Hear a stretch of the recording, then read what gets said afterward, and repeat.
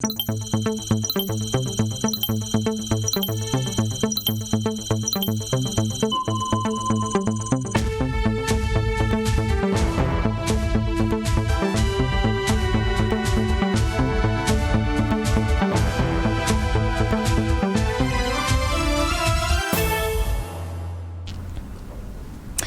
MPP bénéficie du soutien de candidats indépendants aux législatives. Ces derniers, regroupés au sein de la coalition des indépendants du Burkina, se sont manifestés, à suivre dans un instant. Cérémonie de bleuissement de la 29e promotion du Prytanée militaire du Kadiogo.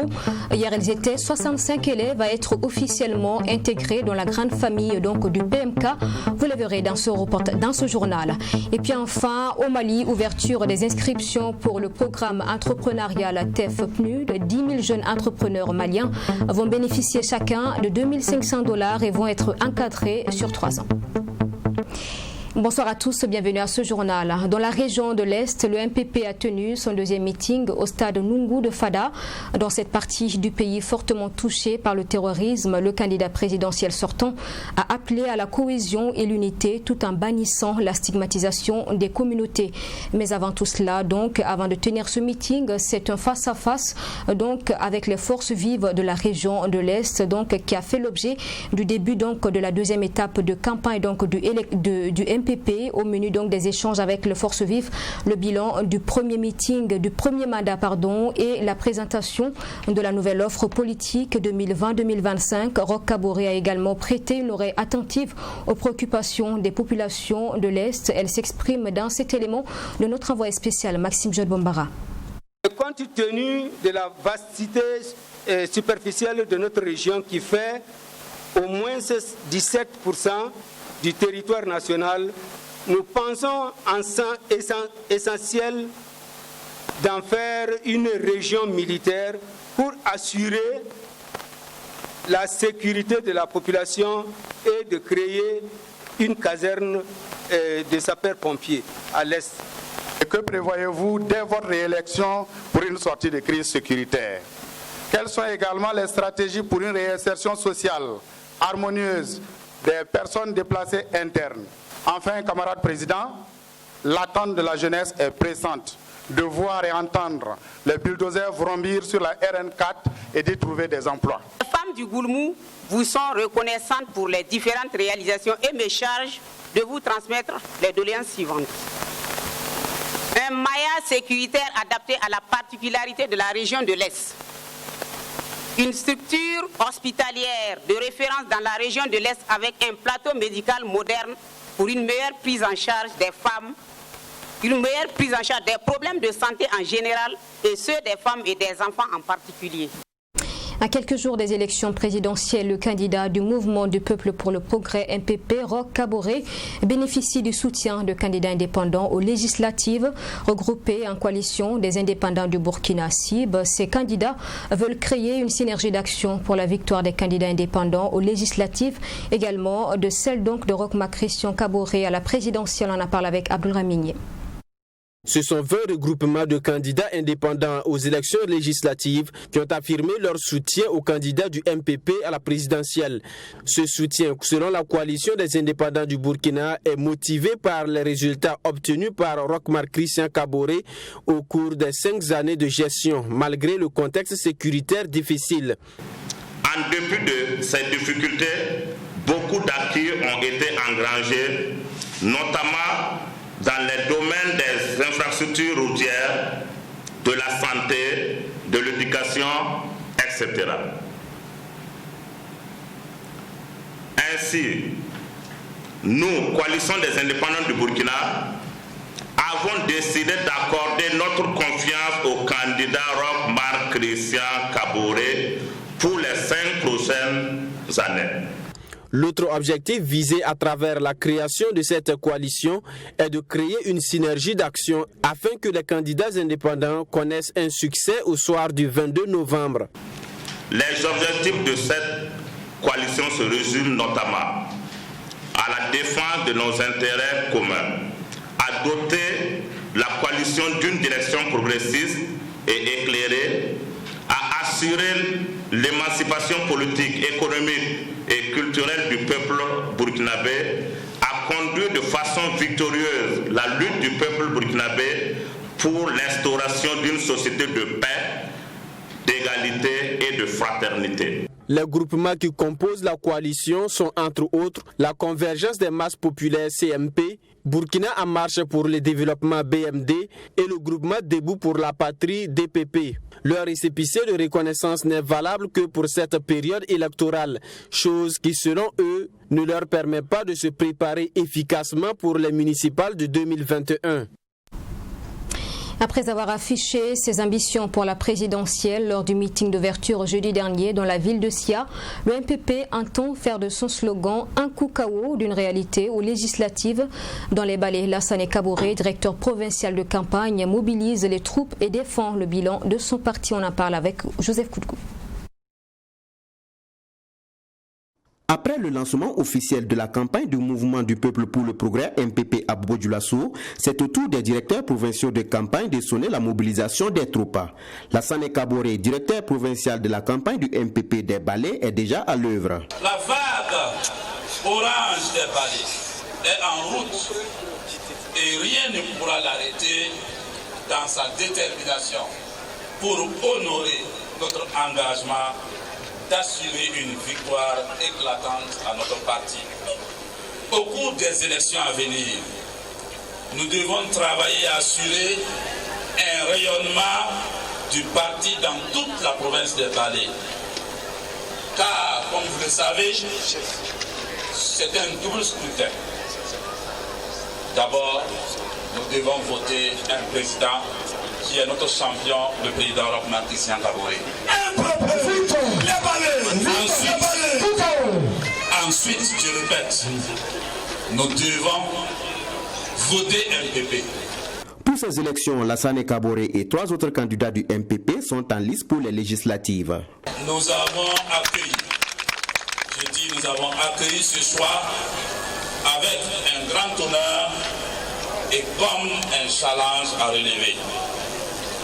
Notre parti a à cœur de se donner une meilleure représentativité dans la province des Balais afin de poursuivre la belle œuvre de construction déjà engagée sous le leadership de notre champion, le président Roch-Marc Christian Kaboré. Avec un bilan qui parle de lui-même selon Lassane Kaboré, le slogan du parti Un coup KO sera une réalité au soir du 22 novembre. Et il annonce par ailleurs que les 2 postes à pouvoir pour les législatives dans les Balais reviendront du MPP.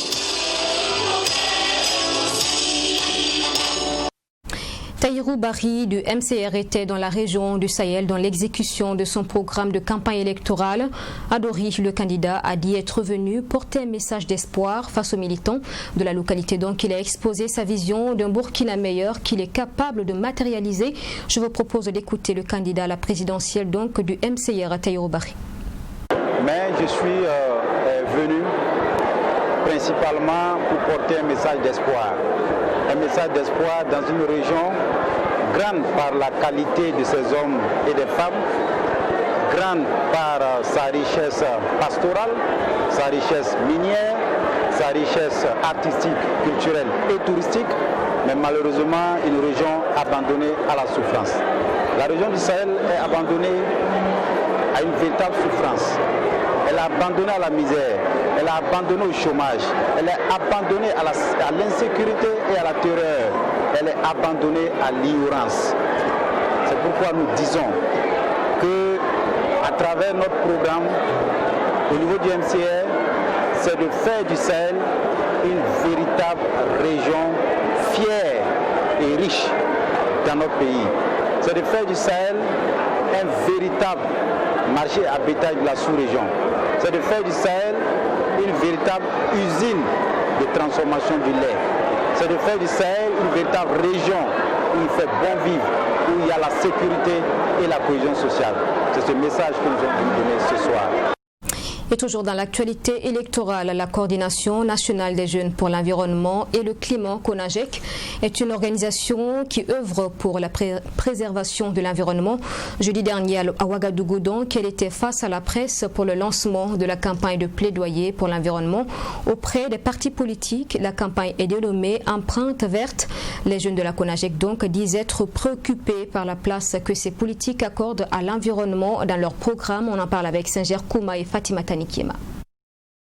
Dans le cadre de la campagne Empreinte verte, la Coordination nationale des jeunes pour l'environnement et le climat invite les candidats en lice pour les élections présidentielles à faire de la protection de l'environnement l'une de leurs priorités. Pour ce faire, la coordination a invité les jeunes à prendre massivement part à la campagne. Cela afin d'exiger la prise en compte de leurs préoccupations par les candidats. Je sais qu'il y a beaucoup d'actions qui ont été prévues en tout cas dans la campagne. Il y aura, par exemple, on a créé, comment on appelle ça, un décor de profil Facebook où les candidats, les jeunes en tout cas qui s'y sentent là-dedans pourront mettre sur leur profil. Il y aura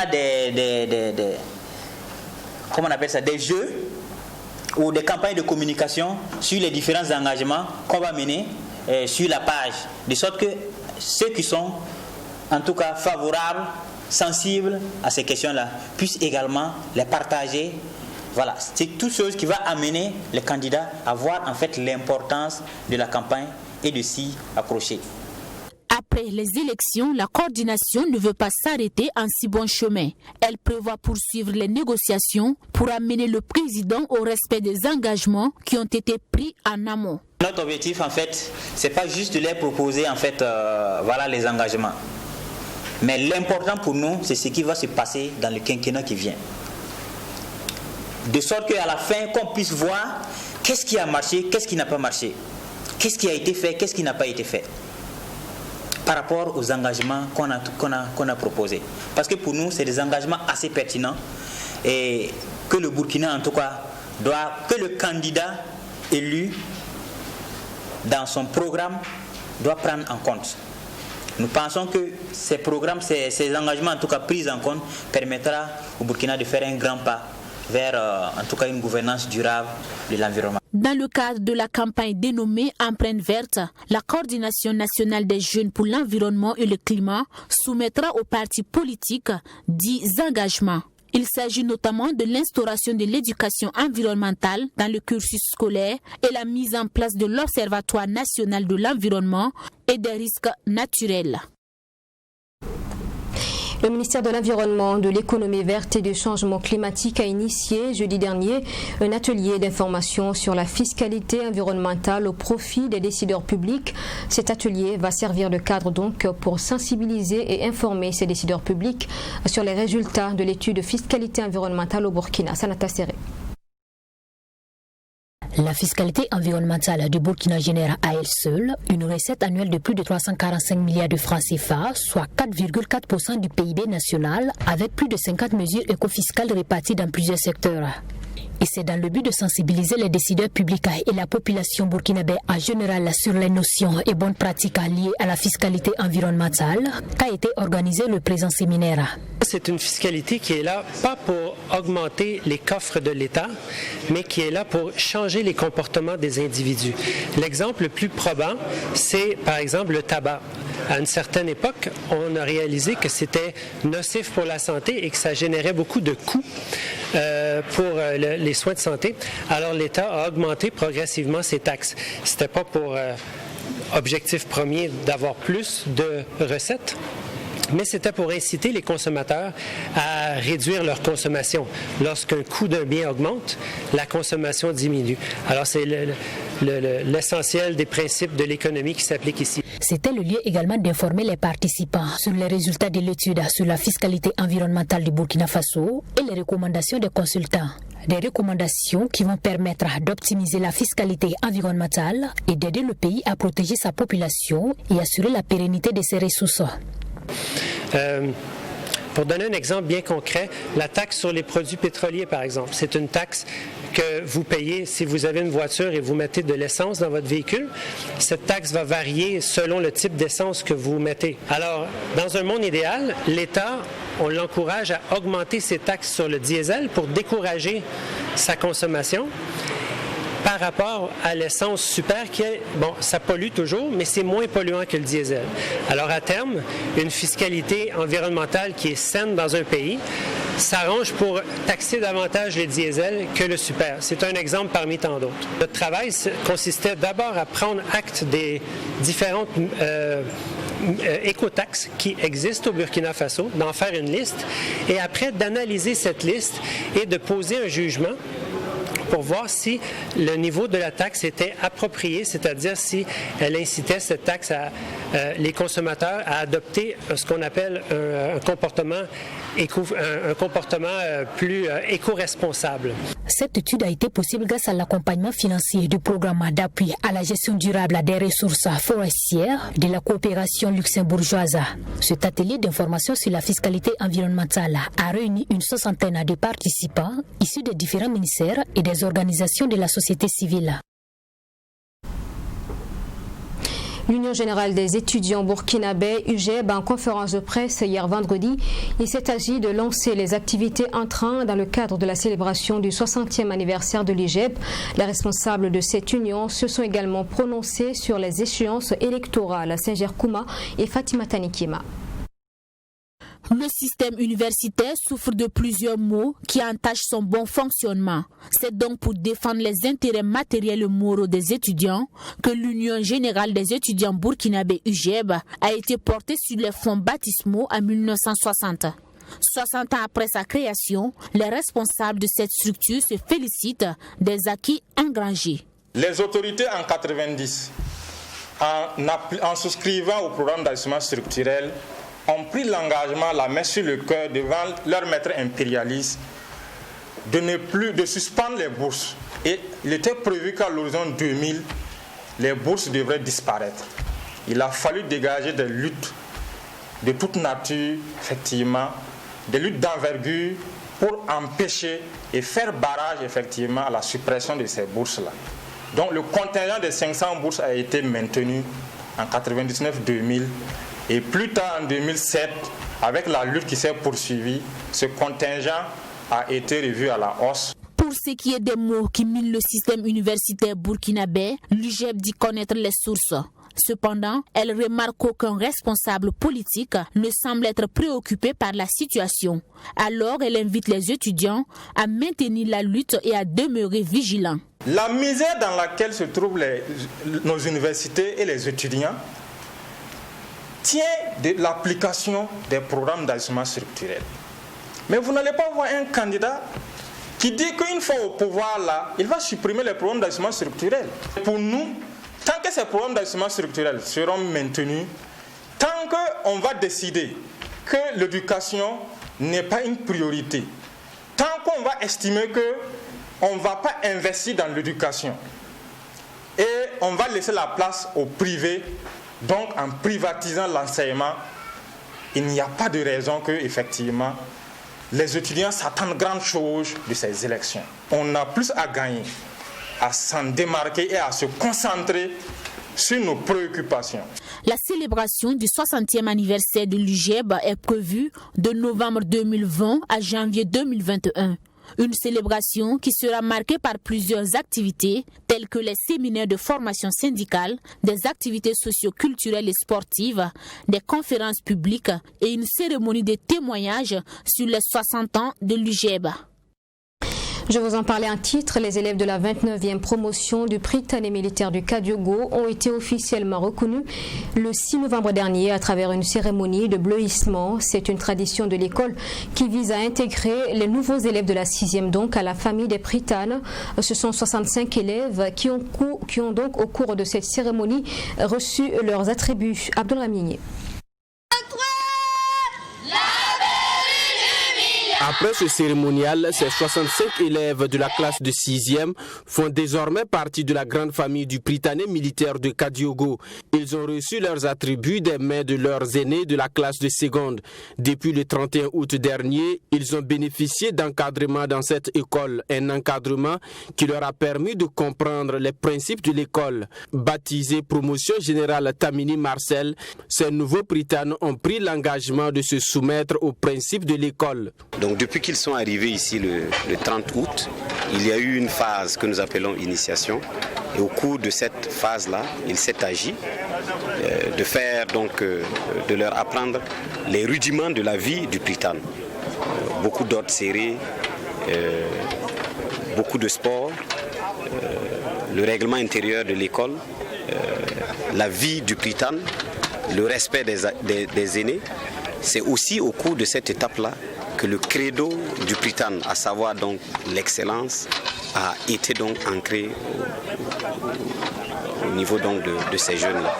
Et désormais, ils savent en quoi consiste donc la vie au Prytanée militaire de Kadiogo. Donc ce soir, c'était la fin de cette phase initiatique et désormais, ils sont reconnus Prytanes à part entière. Le commandant du Prytanée militaire de Kadiogo a invité les nouveaux élèves à rester disciplinés et à toujours chercher l'excellence afin de réussir leur nouvelle vie qui vient de commencer. Vous avez aussi une humilité qui fait plaisir à voir, qui vous permettra de vous remettre en question pour mieux progresser. Vous avez enfin le courage et la ténacité pour surmonter vos doutes. Ici, dans cette école, vous acquérez une partie de l'éducation et des compétences du patriote burkinabé, qui s'engage avec passion, qui sourit à tout et n'a peur de rien, qui n'admet rien d'autre que l'excellence. Cette promotion comprend 44 Burkinabés et 21 élèves de 10 pays d'Afrique. La cérémonie, encore appelée cérémonie de bleuissement, a pris fin par ce défilé des différentes promotions de l'école devant les autorités militaires et parents de la nouvelle promotion. Et puis hors de chez nous, le programme des Nations Unies pour le développement PNUD et la fondation Tony Elumelou ont ouvert jeudi dernier les inscriptions pour le programme entrepreneurial TEF PNUD. Ce programme vise à former, encadrer et financer 10 000 jeunes entrepreneurs maliens sur une période de 3 ans dans le cadre d'un soutien à la relance économique au Mali. Les jeunes qui seront sélectionnés pourront bénéficier chacun d'un financement estimé à $2 500 américains. Reportage notre correspondant Massoulou. Les Nations Unies estiment que plus de 1,7 million de personnes ont été déplacées par la violence au Mali depuis 2012, aggravant encore une crise au Sahel déjà instable. Le programme entrepreneurial TF PNUD Mali vise à améliorer la situation pour une paix durable en attaquant aux facteurs économiques qui perpétuent les conflits et les troubles. Cette première phase va toucher 3000 jeunes entrepreneurs maliens, selon Josh, le représentant résident du PNUD au Mali. Dans cette première phase, on aimerait viser 3000 jeunes Maliens et Maliennes qui vont passer à travers une formation de qualité internationale de développer une idée d'un business, d'un entrepreneuriat, le business plan, tout ce qui est ressources humaines, côté financier, et qui, à la fin d'une formation réussie, aboutira également à un financement de $2 500 à chacun de ces jeunes Maliens et Maliennes non remboursables pour qu'ils puissent démarrer ou investir davantage dans leur business. Ce programme a déjà fait sa preuve. Boubou Sango est un jeune entrepreneur bénéficiaire du programme. Pour lui, c'est un tremplin pour tout jeune désireux d'entreprendre au Mali. Une expérience incroyable pour moi parce que ça m'a beaucoup aidé, ça m'a permis de développer mon entreprise, d'augmenter notre capacité de production, notre chiffre d'affaires et d'être aussi connu et de pouvoir en fait distribuer dans tous les supermarchés, toutes les alimentations de la place. Donc c'est un programme incroyable qui nous a vraiment aidés. Pour le ministre malien de l'Emploi, ce programme est une opportunité à saisir. C'est pourquoi il invite les jeunes à postuler massivement. Mali denmisɛnninw bɛɛ lajɛlen ma i bɛ Bamako i bɛ jamana kɔnɔ ko hakilina bila i bɛ fɛ k'a k'i yɛrɛ ye i bɛ fɛ ka baara k'i yɛrɛ ye walima i b'a la k'a k'i yɛrɛ ye déjà gɛlɛya dɔ b'i kan nin programme ɲɛsinnen b'o ma u k'u kan bɔ a nɔfɛ an kɔni ka dɛmɛ bɛ se ka kɛ fɛn o fɛn k'u dɛmɛ walasa u k'u kan bɔ nin denmisɛnnin an ka laɲini ye min ye ba saba de fɔlen don mais mɔgɔ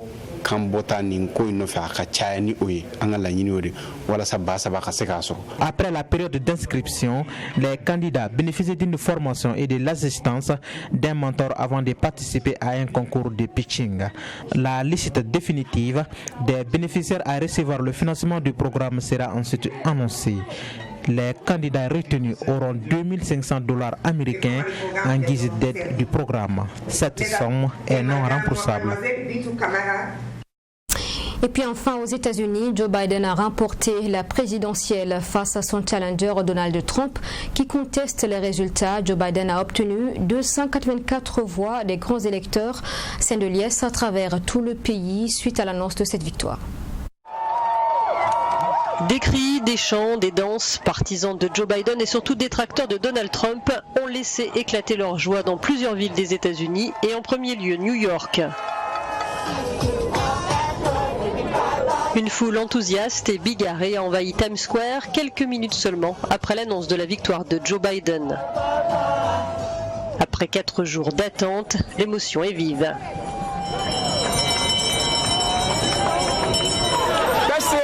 C'est le meilleur jour de ma vie, le meilleur jour de l'année, une excellente façon de finir 2020, je suis tellement excitée. Dans la capitale fédérale, Washington, bastion démocrate, les mêmes scènes de liesse. Les Américains ont afflué en nombre sur l'artère menant à la Maison-Blanche. À la joie des supporters démocrates s'oppose la colère des partisans de Donald Trump. Ces derniers ont également organisé des rassemblements comme ici à Atlanta. Dans leurs mains, des pancartes dénoncent les réseaux sociaux et les mensonges des chaînes de télévision. Vous m'avez fait taire, vous ne me volerez pas mon vote, dit cet autre panneau sous l'effigie du président sortant. Deux Amériques se font face.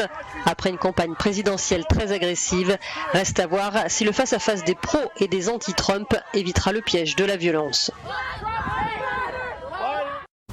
Et voilà, c'est la fin de ce journal. Merci de l'avoir suivi. Je vous souhaite un excellent week-end. La semaine prochaine, je vous retrouve dans les éditions de 20h. Bonsoir.